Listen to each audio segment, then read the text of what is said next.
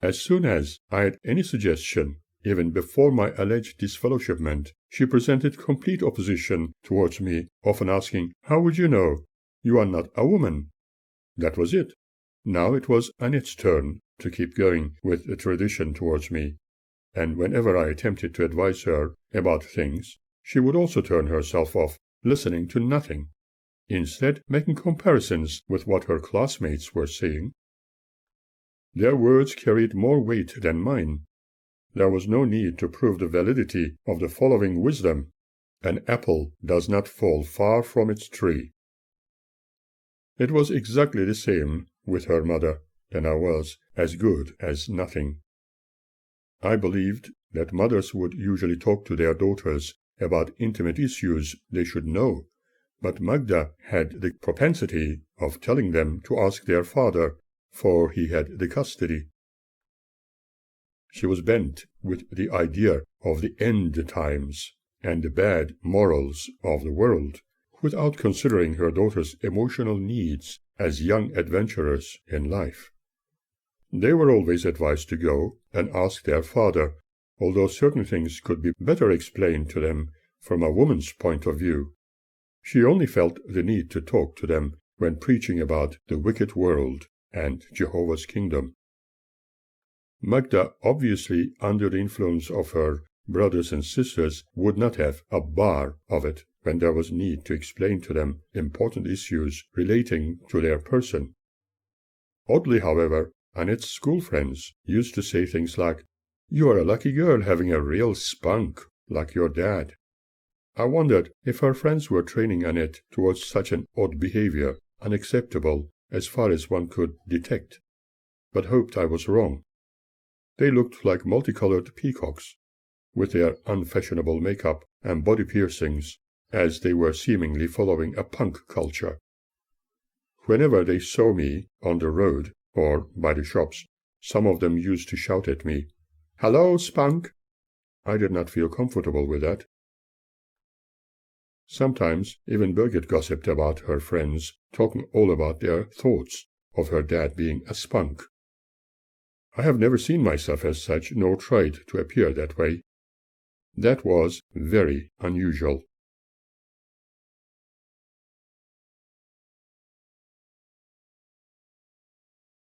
Birgit once told me how her mother described me. "Mom thinks you make yourself look always so handsome, just so that all those girls would think of you as a spunk." That expression was so childish, and I thought Birgit was making it up.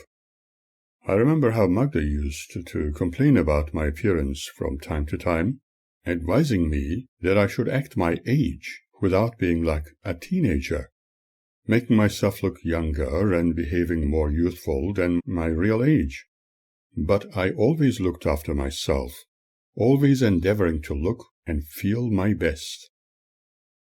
Obviously, it was seen as something wrong on my part, as with everything else I stood for, and everything I did.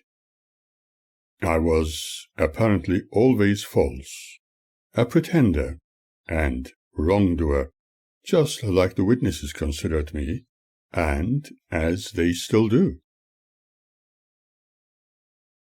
One weekend, feeling utterly exhausted after a very tiring week and the usual household chores, I decided to sleep a little longer in the morning, and regretted it totally because an unexpected and extremely devastating event took place. I was so shocked and find it very difficult to explain, even after all these years. Although they say time heals everything, I feel it is not quite healed, as I still feel the pain. I suddenly jumped in shock when I felt very heavy breathing on my face upon waking up from my short-lived slumber. As usual, my sleep was very light, and I would almost immediately wake up if I felt the slightest waft of wind upon my face, or a tiny click in the room. I certainly did not expect something like this as I opened my eyes. I saw my daughter Annette's face right in front of me. First of all, I never felt comfortable sleeping with anybody, especially when unexpected and uninvited, because of my health-related problems, and the warmth of another person was not welcome. When they were very young, the children sometimes wanted to come to bed, to wake us parents up, and if they had nightmares or discomfort, they usually preferred to sleep with their mother. But when one's daughter slips into one's bed after a certain age, it is extremely unusual. Discovering her completely naked body in my bed was highly inappropriate, and was an absolutely uninvited and unwanted intrusion. She was my daughter. I am certain she knew that I would not countenance such behavior. Before going into any further details, I feel it is important to analytically clarify a few realities. What is considered herein is an absolute truth statement, which can be testified to under all circumstances. My life so far has been like a science fantasy, with all my creative imagination, dreams, and personal experiences. However, they are within my reality and true to my conscious mind, although they may be just empty nothings for the extremely biased. Ideally, it would be far better to accept them as my truth, respecting my viewpoints as I respect everyone else's, no matter how they are perceived. My daughter's dreams may also appear truthful and real to them. However, one needs to consider how they have been manipulated to see only the ugly and ungainly elements surrounding me by those who could do naught else other than hate me, for that is their love, punishing me due to my non-compliance with their bidding. Unfortunately, the poor girls were so blinded that every ugly deed they imagined appeared real within their negatively reformed minds. Their associations in their teens amplified the images they believed they were seeing incorporated within my persona, like, for example, both claiming to have seen a skull with blood gushing out its eye sockets behind me when such never existed. The absolute truth is that long after when Birgit informed me about her sister's experience, which I had been accused of, it became clear, for I honestly did not know what my sin was until then. And this was apparently the hidden wickedness I seemingly conducted myself in, as per her important plan, under instruction from a low-grade source. Her uninvited entry into my room was obviously to create a believable scenario which she ultimately wanted to use against me and conduct her ungainly game. She was thoroughly influenced and well coached to see only absolute evil in me, further coloring her experience in her creative imagination. But as soon as she woke me up, I raised my voice telling her to stop. Get out immediately and wash herself. She was in shock. I am absolutely certain that she remembers that moment of shock. She did not get what she wanted and was obviously terribly disappointed, shouting at me with names I never expected from her. I knew you were a pufta. Fucking bastard. Fucking asshole. It really shattered me. A single man, totally exhausted, sleeping with his dreams. I did not perform what she hoped for. I also had my own health issues to contend with and told her off. This is the reality, and I am not going to apologize for it. This statement is not a blame game by any means or any attempt to change the color and character of any event, nor camouflage an ungainly action. In fact, it is purely to indicate how certain things unfolded in actuality. I know that I have been considered a wicked, heartless man nobody could trust by all my children under their dear mother's deliberate activities for years, painted me as a liar, unbelievable, and unreliable person, because I did not fulfill her dreamt of criteria as her husband, for she apparently feared Jehovah. Even today she keeps painting me, through her daughters, as the greatest evil in the world, after creating the effective groundwork to hate me, because she never knew how to love. The saddest part is that she considers it as the righteousness of her God.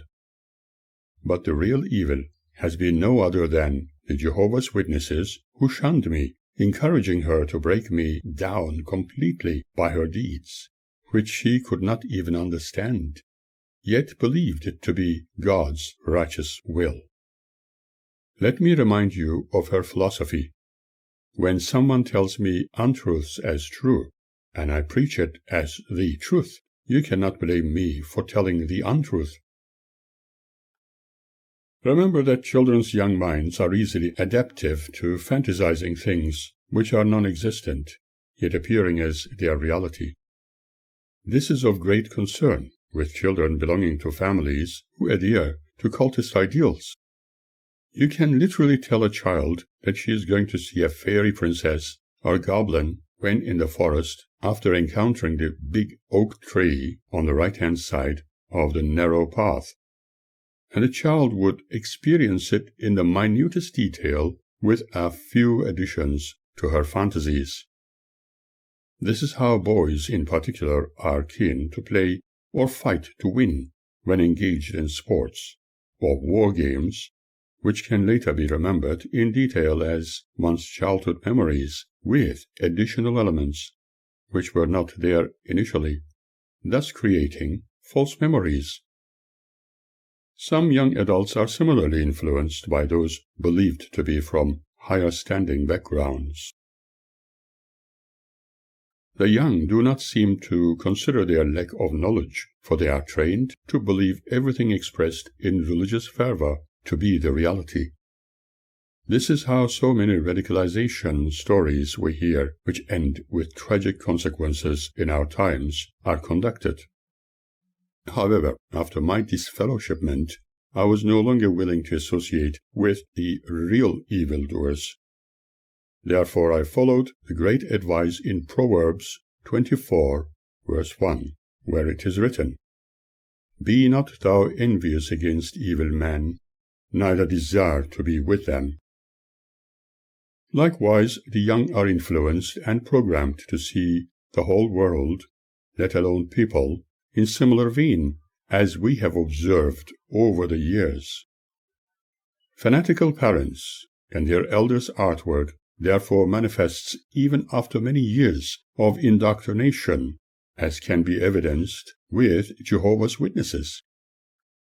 I have no doubt in my mind that Annette was under the manipulative and negative influence of a cult, eager to make me appear as a social misfit who would perform evil deeds which they themselves were engaged in through their dedication to concepts which are not factual.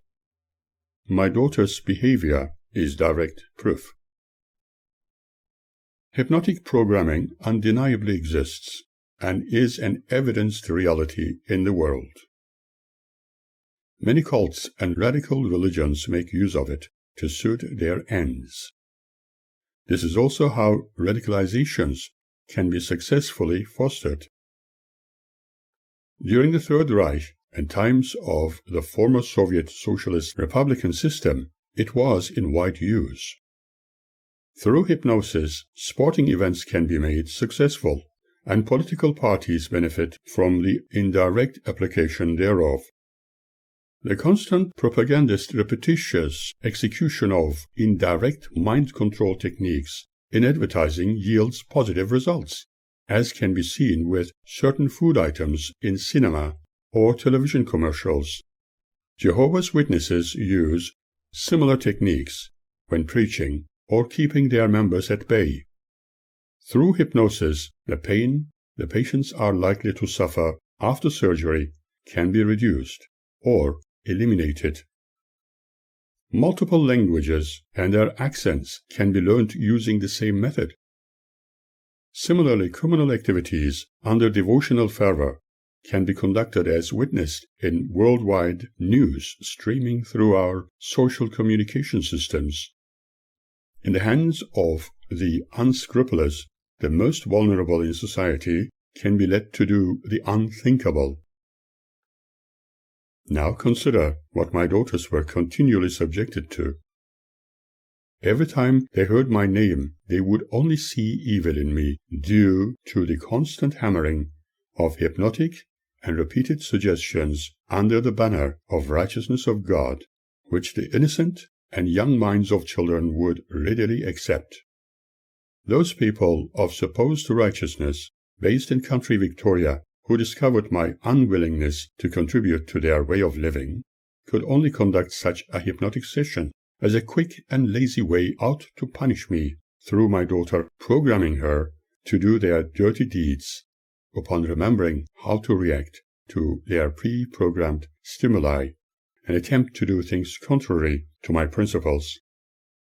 I honestly believe this to be the case, for after all she had the groundwork from her previous education by her righteous mother and the witnesses of alleged supreme wisdom. For me it was a time of suffering from inflammation in the bladder area and feeling worried about it while enduring mild and sometimes very strong pains in my groin. My left hand being squeezed was a devastating shock and very unpleasant. I jumped immediately, feeling dirty and threatened. I even found it very difficult to touch Magda's body before our marriage. Maybe I was influenced by her parents' demands that I should have no intimate closeness to her, as it was a great sin. When with my friends of the opposite gender, I felt very shy, but eventually learned about the intricacies of life during my early to late teens.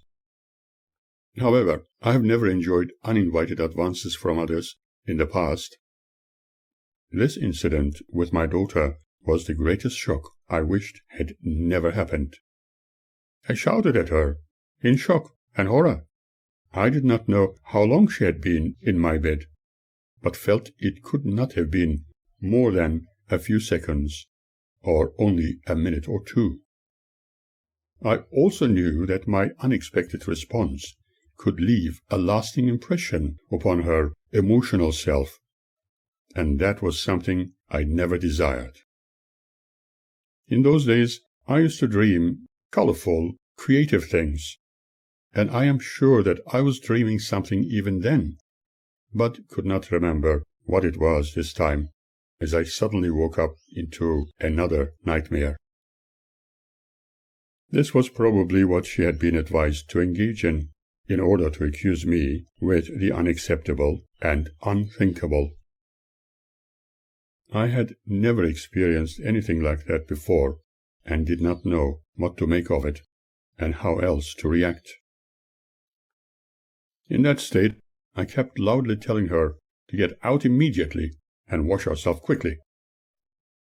My sleep broken by this uninvited event as soon as I started to drift into a much-needed sleep was too much to endure. I wondered what had come over her to attempt something like this. Why was she trying to make me feel awful? Why did she get into my bed? It was then I understood what she meant when she said she could easily have me put behind bars. I knew she hated me so much, but to this degree I could not imagine. I was so disillusioned, feeling filthy and shattered. The truth is that she was not even looking at what she was attempting in that moment of undesirable moments. Her eyes fixed only on mine. Can one imagine what she was seeing in her imaginative mind? When I stopped her, she was evidently in shock. Did she forget that she was my daughter and I was her father? Why had she targeted me like that? Was she under the dreaded effect of hallucinogens? As far as I was concerned, it was extremely inappropriate for any teen, an older person, to be engaged intimately, and I certainly did not belong to those practicing a 7th century religion where they married their very young daughters to much older men. Was she following her friend's advice? Was it her mother encouraging her to punish me, ultimately, because of what I stood for? Was it the hypnotic programming she was subjected to before? Engaging in something like this has never been my interest, and I could categorically not accept such accusation forced upon my morality. On the other hand, she always maintained that I was not her real parent, and had only adopted her. Repeating myself, I truly did not know what to make of the situation anymore. I honestly thought I was having a nightmare from which I wanted to wake up. I kept worrying and was utterly stressed out. I hoped that this experience was not going to have an adverse effect on her future life, and she would not become a woman who hated men. It left me shattered. As mentioned, when she left my room shouting, "You bastard! You fucking bastard! You bloody pufter! You bastard! I hate you! I hate you! I always hated you! I knew you were a pufter anyway!" She was crying in disappointment and shock, for she could not have her way. Those words she afforded hurt me, and I could not utter a word or a sigh, but I can never forget them. On one side, dealing with my own health and emotions, and on the other, having to put up with something like this was just too much. Never believing in committing what was expected of me in that ugly moment almost destroyed me. I could not accept uninvited intrusions like that. For a time, my breathing was also affected. It felt as if I was having a heart attack. In fact, if I had died in that instant, perhaps I would feel happier. I am certain that this was what she truly wanted anyway. How dare anyone even contemplate something unacceptable like this? Obviously, she had no respect for me. I knew she was practicing what she attempted to do that morning with her multiple boyfriends for a long time now. Did she perhaps want to feel how her mother felt? I honestly never expected this from her. A few hours later she behaved as if nothing had happened, but I took it like a nightmare of the darkest kind, and was happy to have woken up from it. But just as I said earlier, what had happened could not easily be forgotten, no matter how embarrassing and ugly it was. This was a memory I wanted to wipe off, if I could, but in all honesty, did not have the courage to talk about it. At this point in time, I could see where our future was going to take us. I thoroughly regretted having my daughters in my care. I was their father and their carer, not their lover. This was so completely alien and unacceptable to me. I remember a long while later one of my lady friends asking me point blank how I would feel about young girls, including my daughters, for men apparently generally felt flattered and happy to engage in loving them closely. What kind of loving did she really consider? I questioned her why she was inquiring something like that. Was it because I reminded her of someone who was unusually close to her? Such a question left a very bitter taste in my mouth.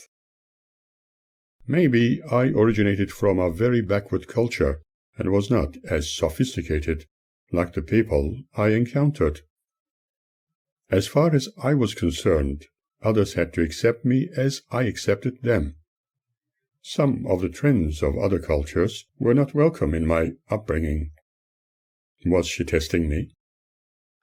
Nor could I understand why Birgit was giggling in the background.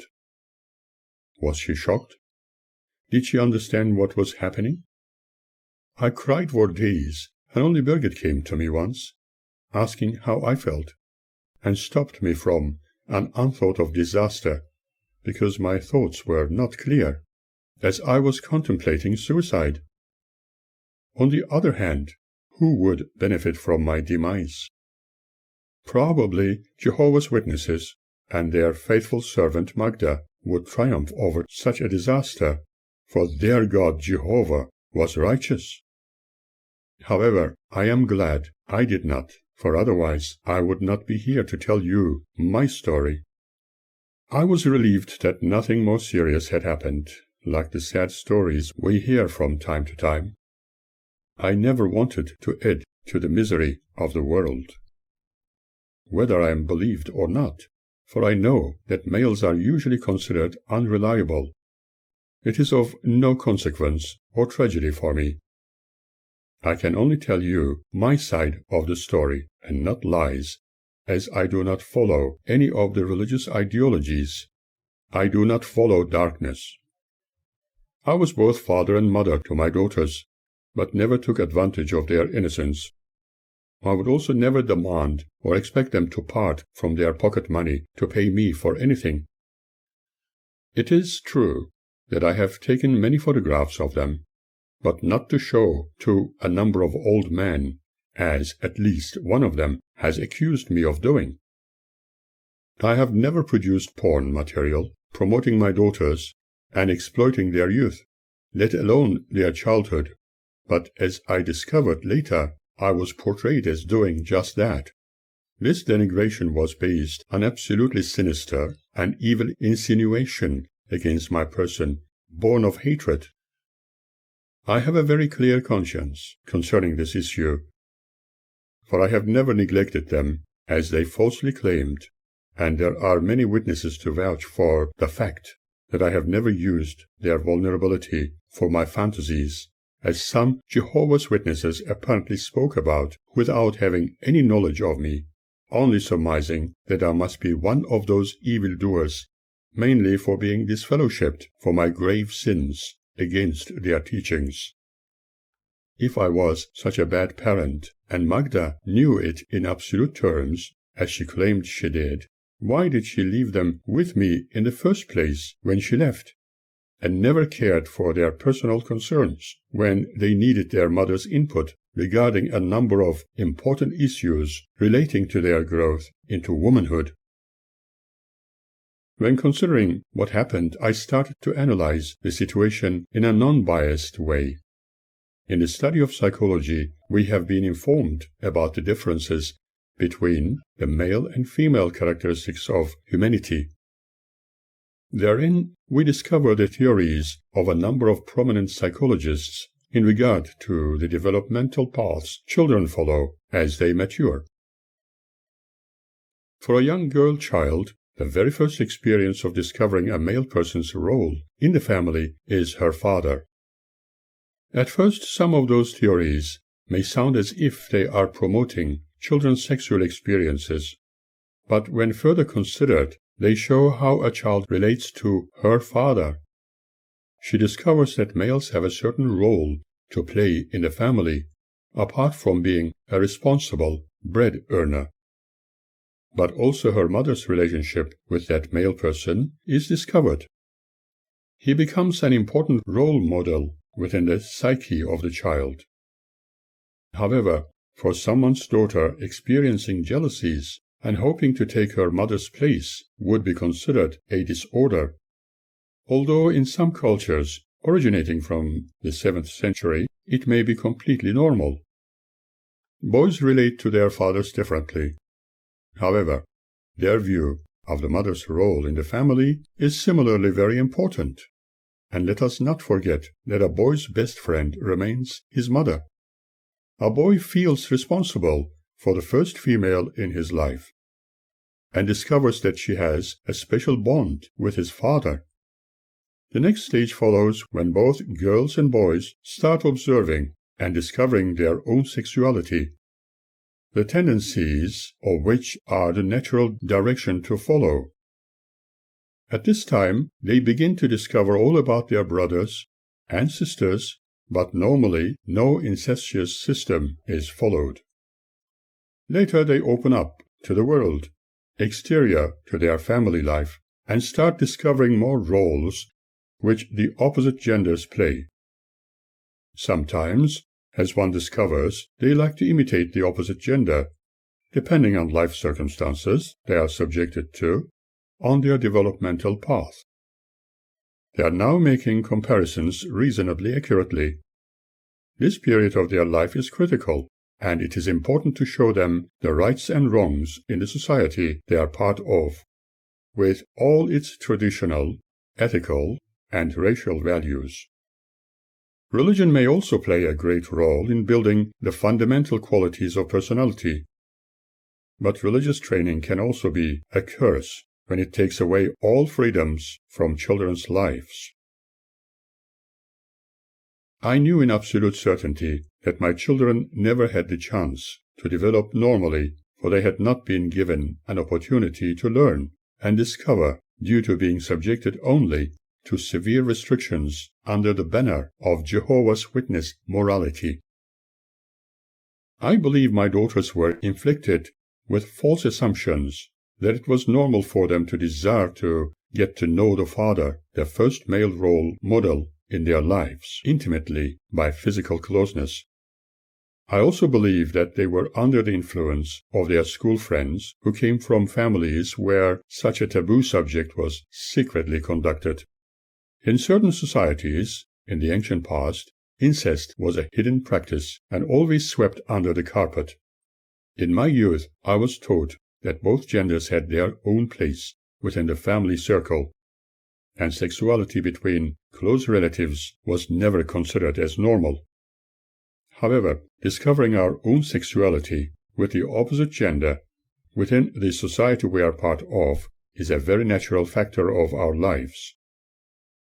But, alas, we hear many stories which are rightfully considered as being socially inappropriate. Certain forms of religious intolerance exist within groups of people we are surrounded with, and yet those belief systems seem to control moral fabric of family units. Some of my school friends were from that background, and very cautious not to offend a great God, so that they would not be punished in the afterlife with eternal damnation. But behind the curtains, who knows what was really happening with the young? As years go by, we discover so many stories of abuse, making us shiver about the state of humanity. Maybe humans are still following their God's first command of multiplying and populating the earth, according to religious dogma. In other words, they are probably still committing incest as believers in creation, the way they have been taught through the centuries. Remember, according to scriptural wisdom, in the beginning there was just Adam and Eve, and their subsequent children. However, throughout the years we have also discovered that to have good morals we do not need any religion or our Lord God to worship. Good morals and character must first be born within every individual. Upon further observation and study, many of the unwanted and undesirable actions of humans have been discovered among the so-called faithful. Over the years I heard many stories about sexual abuse of children within Jehovah's Witness congregations. Yet nobody dared to speak up, for nothing was reported to the authorities, and everything was swept under the carpet. There was also the fear factor, in which everyone complaining about those ungainly actions from faithful brothers would promptly be disfellowshipped. Oddly, we discover that only the victims are disfellowshipped. However, so-called godless people, who apparently commit serious crimes, according to Jehovah's Witnesses, just like in the Dark Ages, are actually morally sound. An atheist's moral code is stronger than most faithful believers in God. Almost all wars have been blessed by religion. An atheist thinks, while an alleged believer in a supreme deity relies on what others think.